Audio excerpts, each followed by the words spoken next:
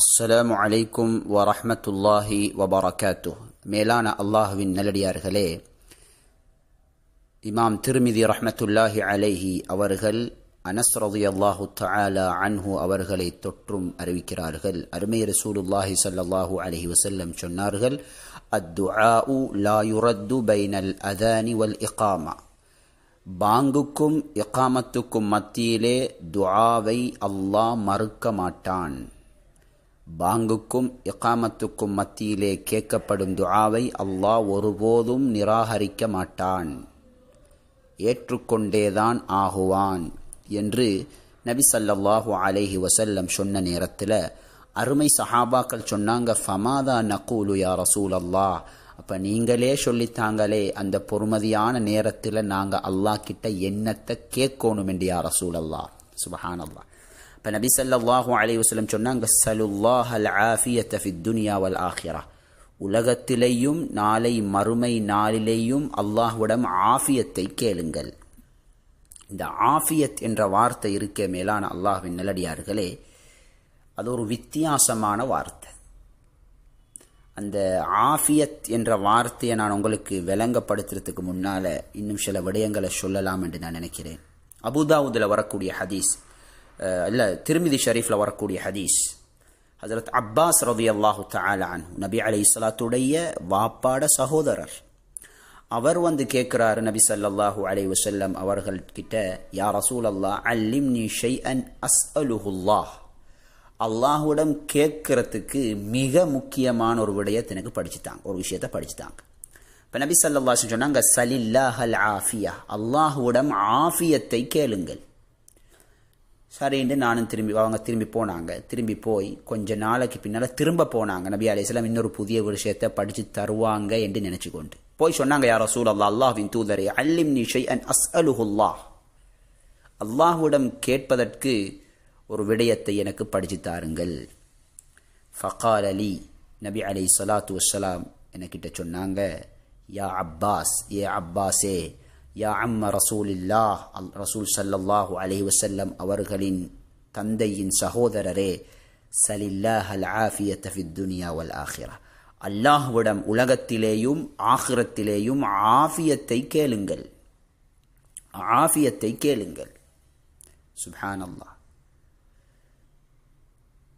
இன்னொரு ஹதீஸ்ல வருகிறது திர்மிதியில,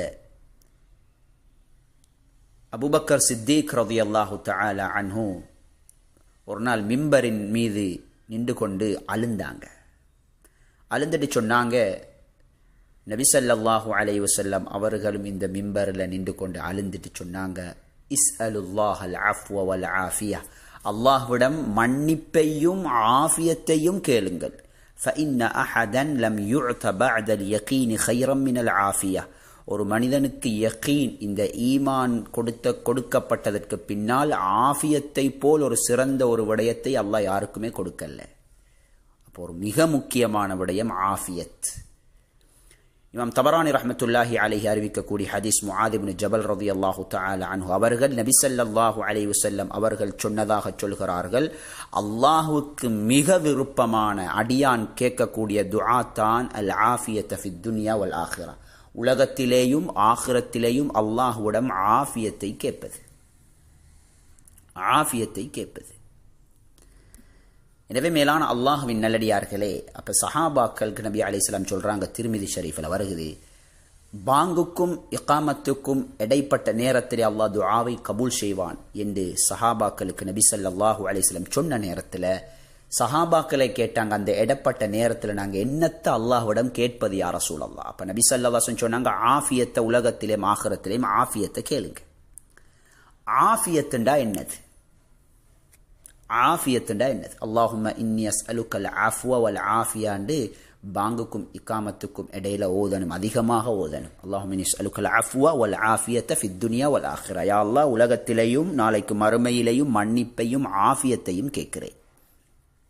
ஆஃபியத்துண்டா மேலான அல்லாஹ்வின் நல்லடியார்களே, எங்களோட தீனில் எந்தவித குறைபாடும் வராமல் இருக்கிறது. எங்களோட தீனில், எங்களோட மார்க்கத்தில் சோதனைகளோ அல்லது ஃபித்னாக்களோ வழிகேடுகளோ அல்லது இச்சையை பின்பற்றி அல்லாஹுடைய கோவத்தை சம்பாதிக்கிற விடயங்களோ அல்லது ஷைத்தானுடைய ஊசலாட்டங்களோ, அதாவது எங்களோட மார்க்கத்தை பலகீனப்படுத்தி எங்களோட ஈமான இல்லாமலாக்கி கடைசி முடிவு மோசமாகிறது. இதை விட்டும் பாதுகாப்பு தேடுறதுக்கு பேர் தான் ஆஃபியத். இதை விட்டும் பாதுகாப்பு தேடுறதுக்கு பெயர் தான் ஆஃபியத். மிக முக்கியமான விடயம். எனவே நபி ஸல்லல்லாஹு அலைஹி வஸல்லம் அவர்கள் இந்த உம்மத்தை உற்சாகப்படுத்தியிருக்கிறாங்க ஆஃபியத்தை அல்லாஹ்விடம் கேட்பதற்கு. அதில் மிக விசேஷமாக பாங்குக்கும் இகாமத்துக்கும் மத்தியில் நாங்கள் சும்மா இருக்கிற நேரம் சும்மா இருக்கக்கூடாது. அல்லாஹும்ம இன்னி அஸ்அலுக்கல் அஃப்வ வல் ஆஃபியத ஃபித் துன்யா வல் ஆখিরা என்ற துஆவை அதிகமாக ஓதுங்க.